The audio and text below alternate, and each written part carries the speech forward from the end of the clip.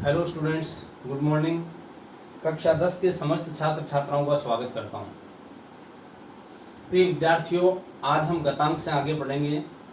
हम पढ़ रहे थे 15वां चैप्टर और इसके लेखक थे रामधारी सिंह दिनकर।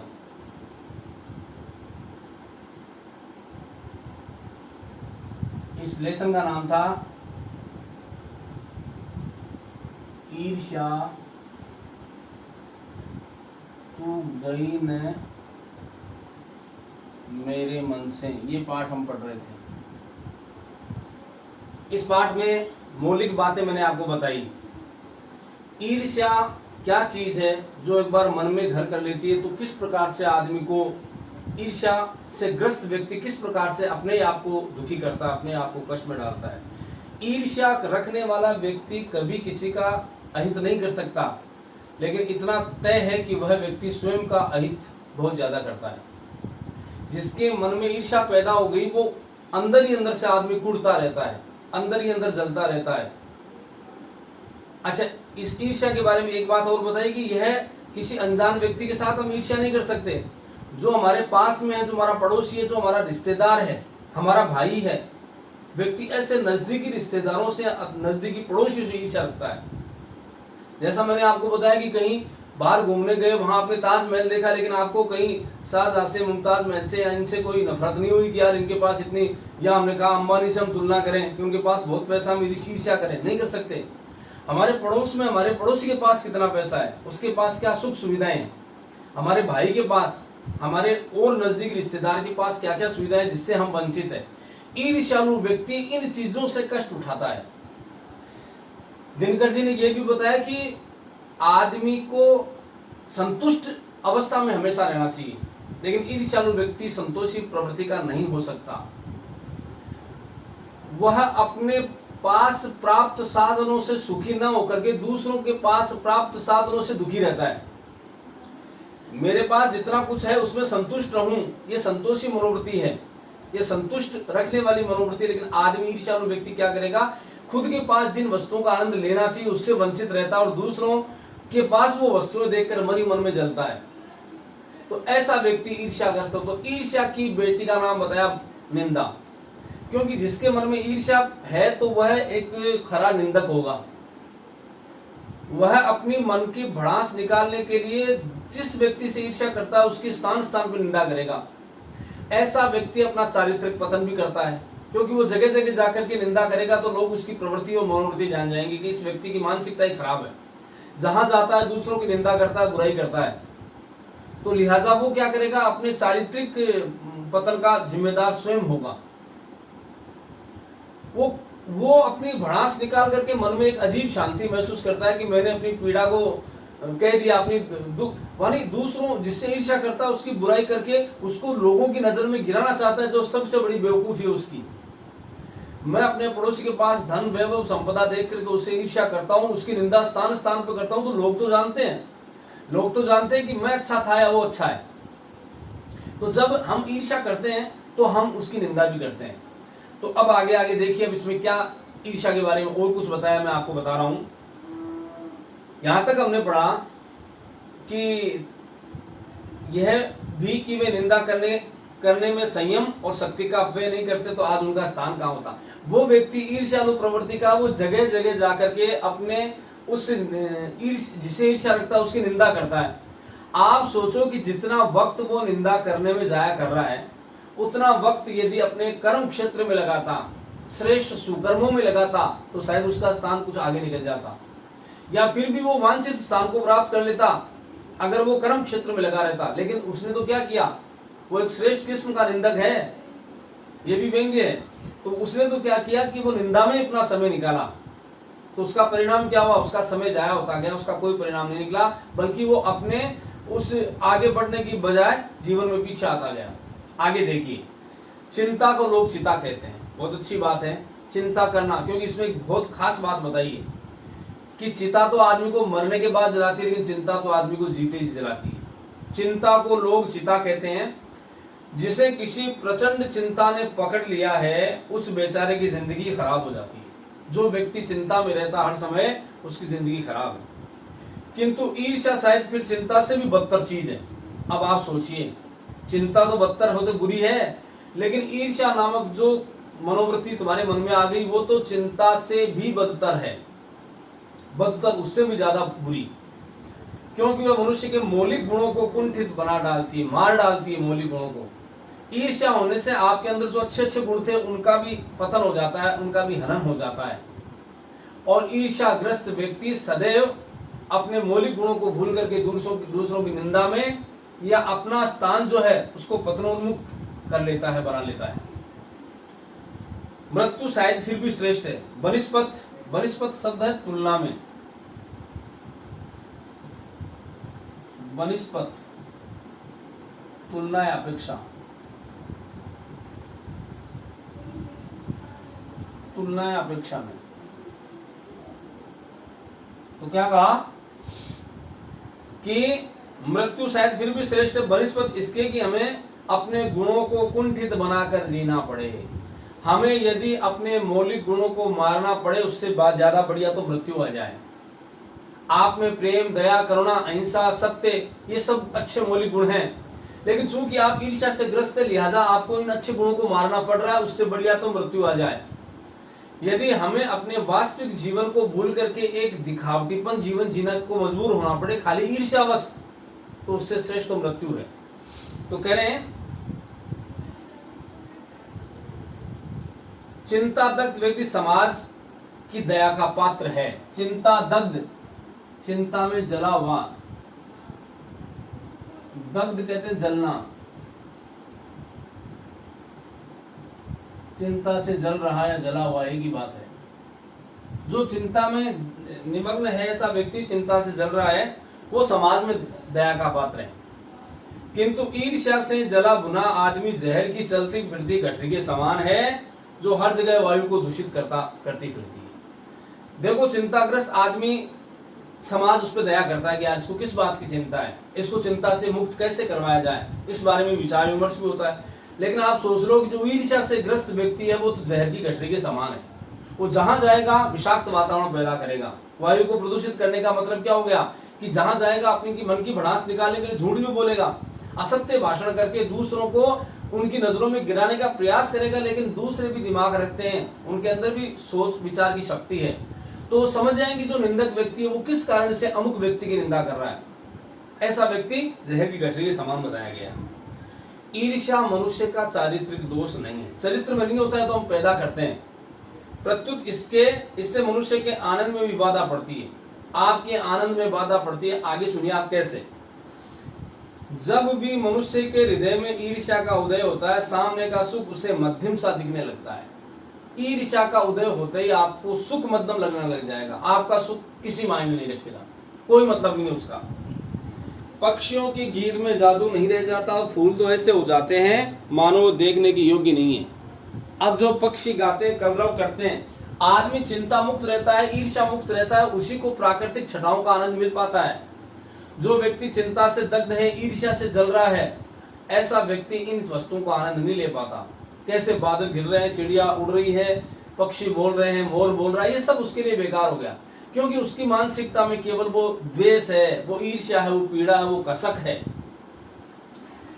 तो पक्षियों के गीत में जादू नहीं रह जाता। हम जानते हैं कि जो सुखी और मस्त आदमी होता है, उसके लिए पक्षियों का बोलना भी गीत के समान है। और जो ईर्ष्या से दग्ध व्यक्ति है, वो पक्षियों का गाना गुनगुनाना सब उसके लिए बेकार है। और फूल तो उसे देखने योग्य नहीं लगते, फूल खिलते हुए कितने अच्छे लगते हैं, लेकिन जो ईर्ष्या से ग्रस्त व्यक्ति है उसके लिए वो फूल बेकार है। आप कहेंगे कि निंदा के बाण अपने प्रतिद्वंदियों को भेदकर हंसने में एक आनंद है, और यह आनंद ईर्ष्यालु व्यक्ति का सबसे बड़ा पुरस्कार है। अब आपके मन में ख्याल आएगा कि ईर्ष्यालु व्यक्ति अपने पड़ोसी या जिससे ईर्ष्या रखता है उसकी बुराइयां करके मन में प्रसन्न होता है, और अरे मैंने उसकी जम के बुराइयां की, उससे मैं ईर्ष्या रखता हूं ना, तो अपने भड़ास निकालने के लिए मैंने पड़ोस किसी दूसरे मित्र से उसकी जम करके बुराइयां की। उस निंदक, उस ईर्ष्यालु व्यक्ति के लिए सबसे बड़ा पुरस्कार यही है। उसी में आनंदित होता है कि हाँ यार, आज मैंने जमकर बुराइयां की, ये उसका पुरस्कार है। मगर यह हंसी मनुष्य की नहीं, राक्षस की हंसी है। वो हंसता है, हंस हंस करके दूसरों की बुराई करता है किसी तीसरे व्यक्ति के सामने, और समझता है मैंने बहुत महान कार्य किया है। और अब ये, लेकिन ये हकीकत में क्या है कि ये तुम्हारी राक्षसी हंसी है। ये वास्तव उस हंसी में तुम्हारे दिल में आनंद नहीं आएगा, सोच लेना। हम किसी की निंदा करके, और क्योंकि ये बात है ईर्ष्या से ग्रस्त है तो वास्तविक निंदा तो हम करेंगे नहीं। भाई जो आदमी निंदा योग्य नहीं है, खाली हम उससे ईर्ष्या करते हैं लिहाजा हम उसकी निंदा कर रहे हैं, तो सामने वाला भी समझेगा कि यार ये जो निंदा कर रहा है बकवास है। क्योंकि जिसकी ये निंदा कर रहा है उसके बारे में हम भी जानते हैं बहुत अच्छा है, समाज में उसकी प्रतिष्ठा है, लोग उसको मानते हैं, फिर भी निंदा की जा रहा है। और वो व्यक्ति जो निंदा कर रहा है उसके मन में भी एक कसक रहती है कि यार जिस व्यक्ति की मैं निंदा कर रहा हूँ वास्तव में स्थान तो उसका प्रतिष्ठित है, समाज में लोग उसको मानते हैं, फिर भी मैं निंदा वो केवल अपनी भड़ास निकालने के लिए, अपने आप को आत्मिक थोड़ा सा आनंद देने के लिए उसकी निंदा करता है, और मन में एक पुरस्कार सा मानता है कि मुझे पुरस्कार मिल गया, मैं हंसता हूँ। लेकिन वास्तव में उसकी वो हंसी राक्षसी वृत्ति की हंसी है, उसमें आनंद वो नहीं जो होना चाहिए। हंसी में जो वास्तविक आनंद आता है उस आनंद से वो वंचित है, वो राक्षसिक प्रवृत्ति की हंसी है। यह आनंद दैत्यों का आनंद होता है, क्योंकि दैत्य बुरा करके हंसते हैं। राक्षस वृत्ति के लोग होते हैं वो किसी का अहित करके हंसते हैं। तो तुमने क्या किया, तुम ईर्ष्या से ग्रस्त हो, तुमने भी किसी का बुरा किया, किसी की निंदा की और अब हंस रहे हो, तो ये राक्षस वृत्ति की हंसी है। आगे कह रहे हैं ईर्ष्या का एक पक्ष सचमुच ही लाभदायक हो सकता है। आप देखो एक पहलू लाभदायक भी बताया है, जिसके अधीन हर आदमी, हर जाति और हर दल अपने को अपने प्रतिद्वंद्वी का समकक्ष बनाना चाहता है। ये सुखद प्रतिस्पर्धा की बात है। ईर्ष्या को यहाँ प्रतिस्पर्धा नाम दे तो ज्यादा बढ़िया है। मानो क्लास में आप दो विद्यार्थी कोई इंटेलिजेंट है, एक के 90% है, एक के 91% है।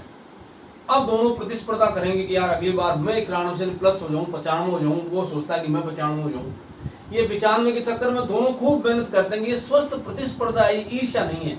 या उसके 91 आ गए, मेरे 90 आ गए, इस बात को लेकर ईर्ष्या करना गलत चीज है। मन में ये तय करो कि मैं और ज्यादा मेहनत करूंगा कि इस बार उससे आगे लाऊंगा, ये मेरी मेहनत का परिणाम होना चाहिए।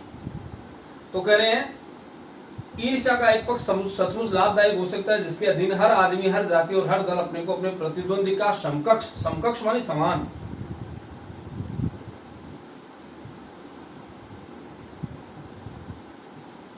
समान या समान कक्षा में एक ही बात है। अब देखो आप, किंतु यह तभी संभव है जबकि ईर्ष्या से जो प्रेरणा आती है वो रचनात्मक हो, रचनात्मक, पॉजिटिव, सकारात्मक हो, कि स्वस्थ प्रतिस्पर्धा, कि मैं अपनी मेहनत करूंगा। मैं भगवान से ये दुआ मत करो कि यार उसके इतने आ गए, इतने प्रतिशत, इस बार ईश्वर करे उसके 90 आए थे, इस बार 80 आ जाए। ये गलत सोच है। ये सोचो कि उसके 90 आए, उसके भी 95 आए, लेकिन मैं उससे ज्यादा लाने का प्रयास करूं। मैं ये नहीं सोचूं कि उसका अहित हो। रचनात्मक सोच होनी चाहिए, पॉजिटिव सोच होनी चाहिए। अक्सर तो ऐसा ही होता है कि ईर्ष्यालु व्यक्ति ये महसूस करता है कि कोई चीज है जो उसके भीतर नहीं है। ईर्ष्यालु व्यक्ति के मन में हमेशा कोई रिक्त बना रहता है, कोई खाली जगह बनी रहती है। कोई वस्तु है जो दूसरों के पास है, किंतु यह नहीं समझ पाता कि उस वस्तु को प्राप्त कैसे करना चाहिए। अब पड़ोसी के पास शानदार बंगला है, गाड़ी है, मैं उस चीज से वंचित हूँ, अगर ईर्ष्या से ग्रस्त हूँ, तो अब उसको कैसे प्राप्त करना चाहिए। और गुस्से में आकर वह अपनी किसी पड़ोसी, मित्र या समकालीन व्यक्ति को अपने से श्रेष्ठ मानकर उससे जलने लगता है। पड़ोसी के पास, अपने श्रेष्ठ मित्र के पास वो वस्तु है, मैं उससे वंचित हूँ, तो मैं अब मन ही मन उससे जलना शुरू कर दूंगा। मन ही मन में ईर्ष्या का स्थान आ जाएगा, जबकि ये लोग भी अपने आप से शायद वैसे ही असंतुष्ट हों। तो आपने यही देखा होगा कि शरीफ लोग ये सोचते, अपना सिर खुजलाया करते हैं कि फला आदमी मुझसे क्यों जलता है। शरीफ आदमी है जिसके मन में ईर्ष्या का भाव नहीं है, वो अपना सिर खुजाते हैं। उनके मन में ये भाव आता है कि यार मैं उस व्यक्ति का, मैंने कभी कुछ नहीं बिगाड़ा, वो मुझसे क्यों जलता है, मैंने तो उसका कुछ नहीं बिगाड़ा, और अमुक व्यक्ति इस कदम निंदा में क्यों लगा हुआ है और आखिर मेरी निंदा कर रहा है। मेरा कभी हम आमना सामना भी करते हैं तो आदर के साथ, सम्मान के साथ हम बात करते हैं, उससे नमस्कार करते हैं। मैंने कभी उसका अहित नहीं किया, फिर वो ऐसा क्यों सोचता है और वो हमारा बुरा क्यों सोचता है, जगह जगह जाता है, मेरी निंदा करता है, मैंने उसका क्या बिगाड़ दिया। सच तो ये है कि मैंने सबसे अधिक भलाई उसी की, और ये सही बात है। ये निंदा की एक चीज है कि जिसकी आप भलाई करोगे वही आपकी सबसे ज्यादा बुराई करेगा। तो यह सोचते हैं मैं तो पाक साफ हूं, मुझमें किसी व्यक्ति के लिए दुर्भावना नहीं, बल्कि अपने दुश्मनों की भलाई सोचा करता हूं, फिर ये लोग मेरे पीछे क्यों पड़े। एक सज्जन आदमी है, वो सोचता है मैं पाक मानी पवित्र, मैं पवित्र हूं, साफ हूं एकदम। पाक कहते हैं पवित्र को, मैंने कभी उसका अहित नहीं किया, मैं पवित्र हूं, मैं हमेशा दुश्मनों की भी भलाई सोचता हूं, फिर ये मेरे पीछे क्यों पड़े हुए? मैंने उनका कुछ नहीं बिगाड़ा, फिर ये मेरी हमेशा निंदा करते हैं, हमेशा मेरे पीछे पड़े हुए, ऐसा क्यों? मुझमें कौन सा ऐसा ऐब है? ऐब मानी कमी, ऐब कौन सा ऐसा जिसे दूर करके मैं दोस्तों को चुप करा सकता हूं? ऐसा कौन सा, कमी कह दो चाहे खामी कह दो, मेरी ऐसी कौन सी खामी है या एक बुराई है, कुछ भी कह सकते हो, कि जिसको मैं दूर करके और इनको दोस्तों को चुप करा सकूं, कम से कम वे बुराई अनावश्यक रूप से ना करें। ईश्वर चंद्र विद्यासागर ने कहा, तजुर्बा, अनुभव, तजुर्बा शब्द का अर्थ है अनुभव। तो देखो, ईश्वर चंद्र विद्यासागर जब इस तजुर्बे से होकर गुजरे, तब उन्होंने एक सूत्र दिया। क्या सूत्र दिया? कि तुम्हारी सबसे ज्यादा निंदा वही करेगा या तुम्हारी निंदा वही करेगा जिसकी तुमने भलाई की है। क्योंकि जो आदमी आपके नजर, मैंने अभी आपको शुरू में बताया था कि जिससे आप परिचित नहीं हो, आप कहीं घूमने गए, दिल्ली गए, बंबई गए, वहां शानदार बिल्डिंग्स देखी, शानदार एक से बढ़कर एक गाड़ियां देखी, कभी आपको जेलसी हुई कि यार ये कितनी शानदार गाड़ी है, या ये बंगला ये किसका है? कभी नहीं। जो आपके नजदीकी होगा, जिसको आप परिचित होंगे, आपका पड़ोसी होगा, आपका भाई होगा, रिश्तेदार होगा, उससे ज्यादा जलन होगी कि यार अमुक व्यक्ति उस चीज से परिपूर्ण है, मैं उससे वंचित हूं। तो तुम्हारी निंदा कौन करेगा? अब हम तो हमारे भाई, क्योंकि हमारे मन में ईर्ष्या नहीं है, तो हमारे भाइयों की, हमारे पड़ोसियों की हम तो अच्छा ही उनके बारे में सोचेंगे। तो तुम्हारी निंदा वही करेगा हमेशा जिसकी तुमने भलाई की है। ये निंदा का एक खास विशेष निंदा की बात है कि जिसकी तुमने भलाई की है ऐसा व्यक्ति ही तुम्हारी निंदा करेगा, ये खास बात है। जब इस कूचे से होकर निकले, तब उनके जोरों का एक ठाका लगाया और कहा कि यार ये तो बाजार की मक्खियां हैं जो अकारण हमारे चारों ओर भिन भिनाया करती है, इनकी परवाह नहीं करना चाहिए। निश्चय ने क्या कहा? ईर्ष्या के कूचे से होकर के इस मार्ग से होकर गुजरा, तो उसने देखा कि ये लोग जो तुम्हारी निंदा करते हैं उनके पीछे तुम्हें जाना ही नहीं, ये बाजार की मक्खियां हैं, इनका काम भिन भिनाना है। यानी जैसे हाथी मस्त हाथ में चाल में चल रहा है, पीछे कुत्ते भौंकते हैं, वो उनकी परवाह नहीं करता। वैसे ही तुम अच्छे आदमी हो, तुम्हारा व्यक्तित्व, स्वभाव, समाज में प्रतिष्ठा, सब कुछ ठीक है। अब यदि ये तुम्हारी बुराई में लगे हुए हैं तो इनका तो काम यही है। ये तो मक्खियों की तरह जो मीठा देख करके भिन भिनाती है, उनके साथ पास जाती है, वैसे तुम्हारा प्रतिकार करने का सोचेंगे, इसके बारे में चिंता ना करो। ये सामने प्रशंसा और पीठ पीछे निंदा किया करते हैं, इनका स्वभाव है। तुम्हारे सामने होंगे प्रशंसा करेंगे, पीठ पीछे हमेशा निंदा ही करेंगे, बुराई करेंगे। हम इनके दिमाग में बैठे हुए हैं, ये मक्खियां हमें भूल नहीं सकती, क्योंकि उठते बैठते सोते जागते अपने काम को भूल करके भी हमें याद रखते हर समय कि जिसके हम ईर्ष्या, जिससे हम रखते हैं, उसको हमेशा दिमाग में रखते हैं। जबकि जिस व्यक्ति के प्रति हमारी ईर्ष्या, उसको तो पता ही नहीं, वो व्यक्ति तो जानता भी नहीं कि अमुक व्यक्ति मेरे बारे में क्या सोचता है, क्योंकि वो अपने काम से काम रखता है। और जो ईर्ष्या से ग्रस्त व्यक्ति वो दिन रात जलता है, भुनता है, अंदर ही अंदर दुखी होता है। तो हम उनके दिमाग में बैठे हुए ये मक्खियां हमें भूल नहीं सकती, और चूंकि हमारे बारे में सोचा करती है, इसलिए हमसे डरती है और हम पर शंका भी करती है। वो दिन रात हमारे बारे में सोचती है। जैसे जैसे हम प्रगति करते हैं, जैसे जैसे हम आगे बढ़ते हैं, इनके दिमाग में वो फितूर रहता है, हर समय वो इसी बात से दुखी रहते हैं कि ये क्या हो गया, वो आगे कैसे चले गए। ये मक्खियां हमें सजा देती है हमारे गुणों के लिए। ये ऐसी मक्खियां जो हमारे गुणों के लिए हमें सजा देती है। देखो, हमें अच्छा ही है, फिर भी इन मक्खियों की, ऐसे ईर्ष्यालु व्यक्तियों की फितरत होती है, उनकी स्वभाव होता है कि वो हमारे गुणों के लिए हमें बुरा बताते हैं। ये एक को तो माफ कर देंगी क्योंकि बड़ों में, ये एब को तो माफ कर देंगी क्योंकि बड़ों में एब को माफ करने में भी शान है, जिस शान का स्वाद लेने के लिए मक्खियां तरस रही है। अब देखो, इनके अंदर अगर हमारे अंदर ऐब है तो कोई माफ कर देगी। क्यों? क्योंकि ये तो हमारी प्रशंसा से ही कमियां ढूंढते हैं। ऐब को तो दुनिया जानती है, ये तो ऐसी चीज उठा के लाएंगे जिनमें ऐब नहीं है, फिर भी ऐब निकालने का हुनर इनके पास है। ऐसे लोग होते हैं जिनका चरित्र उन्नत है, जिनका हृदय निर्मल और विशाल है। वे कहते हैं इन बेचारों की बातों से क्या चिढ़ना, ये तो खुद ही छोटे हैं। लेकिन जो अच्छे आदमी होते हैं, जिनका विराट व्यक्तित्व होता है, जिनकी सोच विशाल होती है, ऐसे लोग ये कहते हैं कि ये मक्खियां हैं, बाजारी मक्खियां, इनको भिनभिनाने दो, इनका तो इसी में आनंद है, बेचारों को आनंद लेने दो, हमें उससे क्या फर्क पड़ता है। जो अच्छे व्यक्ति हैं वो इस बात की परवाह नहीं करते कि ये जैसा कुछ करते हैं उनको करने दो, उनको स्वतंत्रता है। जिनका दिल छोटा और दृष्टि संकीर्ण, संकीर्ण छोटी संकुचित,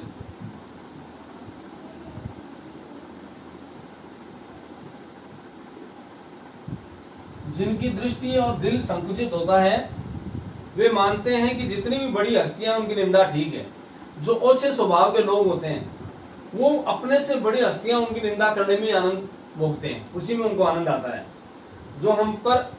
जो हम प्रीति, उदारता एवं भलमनसाहत का बर्ताव करते हैं तब वे यही समझते हैं कि हम उनसे घृणा कर रहे हैं। अब देखो कि जिसके मन में ईर्ष्या है और जिसके प्रति ईर्ष्या कर रहा है वो व्यक्ति यदि उसने प्रेम से भी बात करे, भलमनसाहत से बात करे, उपकार का काम करे, तो भी उनको मन में क्या लगेगा कि ये मेरा बुरा कर रहा है, ये मुझसे घृणा कर रहा है। और हम चाहे उनका जितना भी उपकार कर लें, बदले में क्या मिलेगा? अपकार ही मिलेगा। अपकार माने वही बुराई, उपकार का विलोम है अपकार, बुराई। वो क्या सोचेंगे? हम उनका उपकार करेंगे तो भी उनके मन में यही आएगा कि हमारी बुराई कर रहा है, क्योंकि वो इस प्रकार से आकंठ डूबे हुए उस घृणा में।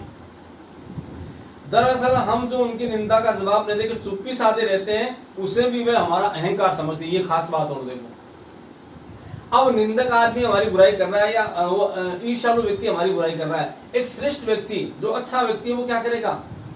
इनका जवाब देना ही बेकार है, क्योंकि हम जवाब देंगे तो तीसरी बात और लाएगा, फिर चौथी बात लाएगा, बात बढ़ेगी। तो एक श्रेष्ठ व्यक्ति उनका जवाब देना उचित नहीं समझता। तो साहब हम जो चुप्पी साधते हम जवाब नहीं देते ना, वो उसको हमारा अहंकार समझते कि यार मैंने इसके बारे में इतना कहा है, कुछ नहीं बोलता है, इसके अंदर बहुत घमंड है, हम तो कुछ समझता ही नहीं, उसको भी अहंकार समझेगा। खुशी तो उन्हें तब हो सकती है जब उनके धरातल पर उतर के उनके छोटेपन के भागीदार बन जाए। उनको खुशी कब होगी ईर्ष्यालु व्यक्ति को?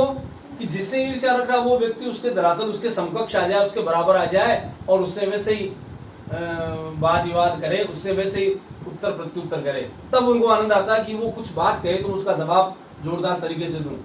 लेकिन समझदार व्यक्ति और विराट सोच वाला व्यक्ति ये क्षुद्र सोच नहीं रखता, वह ऐसे ओछे आदमियों के मुंह नहीं लगता और बात नहीं करता, और उसको वो समझते अहंकार कि अमुक आदमी मेरे से अहंकार करता है इसलिए मेरे प्रश्नों का उत्तर नहीं देता। और समझदार व्यक्ति उससे इसलिए मुंह नहीं लगता कि क्या फायदा, हम दो बात कहेंगे हमारी इमेज खराब होगी, हमारी प्रतिष्ठा धूमिल होगी। उस व्यक्ति का तो काम ही ऐसा ही, वो उसका चारित्रिक दोष है, उसको सुधार ही नहीं सकता। सारे अनुभवों को निचोड़कर नीत्शे ने एक दूसरा सूत्र कहा, आदमी में जो गुण महान समझे जाते हैं उन्हीं के चलते लोग उससे जलते भी। जो आदमी में महान गुण है तो ईर्ष्यालु व्यक्तियों की प्रवृत्ति होती है कि उन महान लोगों से जलने का उनका स्वभाव होता है, उनकी आदत होती है। तो ईर्ष्यालु लोगों से बचने का उपाय क्या है? अब लेखक रामधारी सिंह दिनकर बताएं कि ईर्ष्यालु व्यक्ति तो संसार में है, उनसे बचने का उपाय क्या हो सकता है? आखिर हम लोग उनसे कैसे बचें? नीत्शे कहता है कि बाजार की मक्खियों को छोड़कर एकांत की ओर भागो। ये बाजार की मक्खियां हैं, इनको आप छोड़ो और एकांत में भागो। ये बहुत अच्छी बात है। एकांत में भागने का क्या आशय हुआ? जो कुछ भी अमर तथा महान है उसकी रचना और निर्माण बाजार के सुयश से दूर रहकर किया जाता है। अब देखो, जो मक्खियां हैं, ईर्ष्यालु व्यक्ति है, उन ईर्ष्या से बचने का तरीका बताया है कि बाजार की मक्खियों को छोड़कर एकांत की ओर भागो। जो कुछ भी अमर तथा महान है उसकी रचना और निर्माण बाजार के सुयश से दूर रहकर किया जा सकता है। नहीं तो यश की इच्छा होनी चाहिए, एकांत में रह करके, इन लोगों से, ऐसे लोगों से परे हट करके उसकी रचना और निर्माण बाजार के सुयश से दूर रह के, यानी सुयश मिले हमें, आम आदमी यश का भागीदार बनाए, इससे दूर रहें। जो लोग नए मूल्यों का निर्माण करने वाले होते हैं वो बाजारों में नहीं बसते, वे शोहरत के पास भी नहीं रहते। जहां बाजार की मक्खियां नहीं भड़कती वहां एकांत है। जो व्यक्ति वास्तव में महान होते हैं वह न तो ऐसे ओछेपन की बातें करते हैं, न अपने यश की कामना करते हैं कि अमुक व्यक्ति मेरी यश गाथा गाए, यश कीर्ति गाए, मेरा नाम जहां में अमर हो, ऐसा कुछ नहीं है। तो ईर्ष्या जिनके मन में पैदा हो रही है उनसे दूरी बनाएं, और यदि वो हमारे बराबर समकक्ष धरातल पे आकर हमसे कुछ कहना चाहते हैं तो भी नजरअंदाज करें। अब कह रहे हैं जहां बाजार की मक्खियां नहीं वहां एकांत है। ऐसे लोग जो हमारी नजर से बिल्कुल स्तर से नीचे हैं, जिनकी सोच ही ऐसी है, उनको उस सोच के साथ छोड़ दें और आगे बढ़ जाएं। यह तो हुआ ईर्ष्यालु लोगों से बचने का उपाय, किंतु ईर्ष्या से आदमी कैसे बच सकता है? ईर्ष्यालु व्यक्ति से बचने का उपाय तो बता दिया कि भाई हमें बिल्कुल जो हमारी ईर्ष्या करता है, देखो एक जगह मैं आपको दुआ बताता हूँ कबीरदास जी का, बहुत सुंदर है कि निंदक नीरे राखिए आंगन कुटी छवाए, बिन पानी साबुन बिना निर्मल करे सुवाए। कबीरदास जी कहते हैं निंदक जो आपकी बुराई करता है, नीरे माने नजदीक रखो उसको, आंगन कुटी छवाए, अपने आंगन में उसके लिए कुटिया बना दो और उसको कहो भाई मेरी निंदा करो। अब बताओ ऐसा संभव कोई व्यक्ति अपनी बुराई करने वाले को अपने पास कैसे रखेगा, कैसे रख सकता है? लेकिन बिन पानी साबुन बिना निर्मल करे सुभाए, जैसे कपड़े को साफ करते हैं तो पानी और साबुन चाहिए उसको स्वच्छ करने के लिए, लेकिन निंदक व्यक्ति हमारे स्वभाव को बिना पानी और साबुन के साफ कर देगा। कारण कि निंदक व्यक्ति बार बार में हमारी कमियां ढूंढेगा, हमारी गलतियां बताएगा, यार तुमने अमुक काम कर दिया, तुमने ये गलत कर दिया, तुम यहाँ चले गए, वो गलत चले गए। हम कहेंगे अच्छा भाई अब नहीं करेंगे, हाँ अब नहीं किया, अच्छा इसमें सुधार करेंगे, करते करते हम अपने आप को सुधार लेंगे।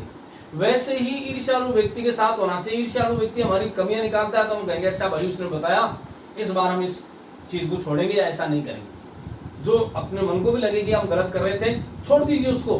तो ईर्ष्यालु व्यक्ति से बचने का उपाय। अब प्रश्न है कि ईर्ष्या से कैसे बचा जाए? ईर्ष्या से बचने का एक उपाय है, और वो क्या है? वो है साहब, बहुत अच्छा उत्तर है, मानसिक अनुशासन। ईर्ष्या से बचने का सबसे श्रेष्ठ तरीका है मानसिक अनुशासन। आपने अपने आप को, अपने मन को अनुशासित रखना है, मन को पूरी तरह अनुशासित रखना है। जो व्यक्ति ईर्ष्यालु स्वभाव का है उसे फालतू बातों के बारे में सोचने की आदत छोड़ देनी चाहिए। आदमी को अपने मन को नियंत्रित करके केवल इतना ही सोचना चाहिए कि मैं अपने चरित्र, अपने व्यक्तित्व, अपने जीवन निर्माण में क्या कर सकता हूं, बजाय ये सोचने की कि मैं अमुक आदमी की कहां से कैसे कैसे से निंदा कर सकता हूं, बुराई कर सकता हूं, उसकी बजाय ये सोचें कि मैं अपने व्यक्तित्व के, अपने चरित्र के, अपने सामाजिक उत्थान के विकास के लिए मैं कौन कौन से कार्य करूं।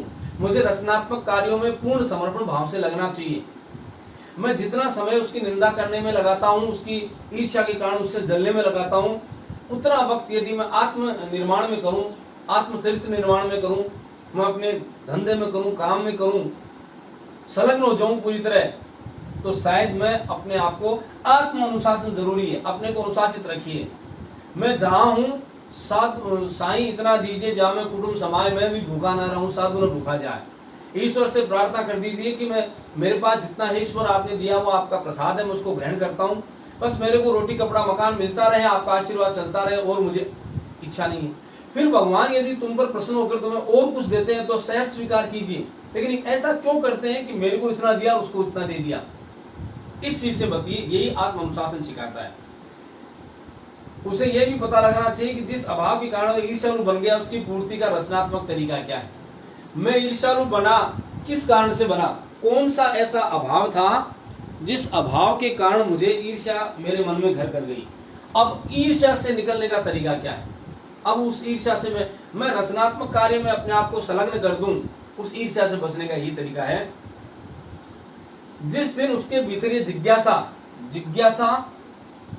जानने की इच्छा,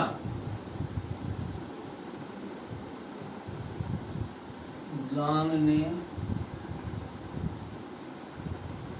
की इच्छा, अब जिस दिन उसके अंदर ये जिज्ञासा जाग गई रचनात्मक कार्यों के प्रति समर्पित होने की, उस दिन से ईर्ष्या करना कम कर देगा या बंद कर देगा। आत्म अनुशासन के साथ स्वयं के बारे में सोचने का, चिंतन करने का जिस दिन उसकी मानसिकता आ गई, तो उस दिन, और ये जानने की जिज्ञासा कि मैं कैसे अपना हित कर सकता हूँ, मैं रचनात्मक तरीका कौन सा अपना सकता हूँ जिससे मैं अपना हित करूँ, मैं दूसरों का हित सोचने की बजाय अपने रचनात्मक कार्यों में लग करके स्वयं को सुधारने का प्रयास करूँ, स्वयं को आगे बढ़ाने का प्रयास करूँ, उस दिन से ईर्ष्या होना बंद हो जाएगी। तो प्रिय विद्यार्थियों, ये आपका अध्याय पूरा हुआ जो रामधारी सिंह दिनकर का था, ईर्ष्या तो गई ना मेरे मन से। तो अब इसके बाद में अब आपसे मैं आग्रह करूंगा कि इस पाठ के समस्त शब्दार्थ भी आपको करने, लेखक परिचय आपने कर लिया होगा, और इसके साथ ही समस्त प्रश्न उत्तर भी आपको करने हैं। बहुत ही सुंदर सुपाठ्य हस्तलेखन में आपको ये कार्य संपादित करना है। और अगले टर्न में हम अब अगला नेक्स्ट महादेव वर्मा का गोरा जो चैप्टर है उसको शुरू करेंगे। मैं एक बार सभी को आपको पुनः धन्यवाद देता हूँ। Thank you.